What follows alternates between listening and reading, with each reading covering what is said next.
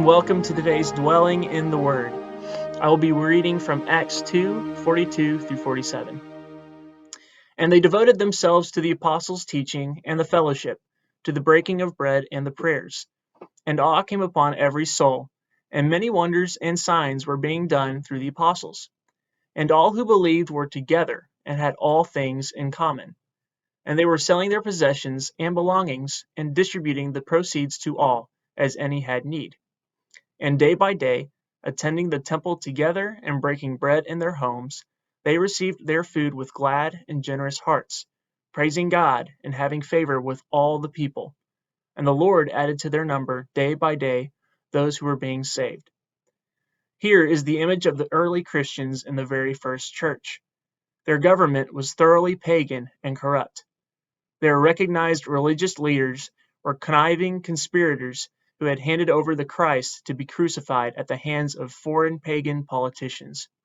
Their deepest beliefs and convictions were now out of step with the larger culture of their country, not to mention the world. Jesus had been crucified because he claimed to be the Messiah. Now, this group of people we call the church were claiming that despite his crucifixion, Jesus really is the Messiah. God had raised him back to life as overwhelming evidence of this great claim. But they are this extremely tiny minority community of faith. At this moment in church history, there were less than 5,000 Christians in the entire world.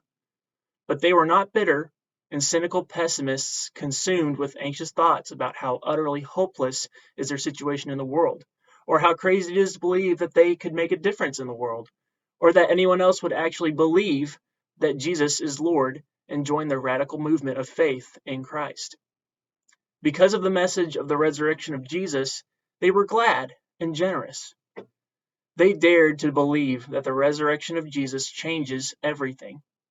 They were willing to devote themselves and their lives to the apostles' teaching and to this new fellowship of followers of Jesus, to the breaking of bread and to the prayers. Hope is a powerful emotion. If Christians all over the world today would do the same, can you imagine it?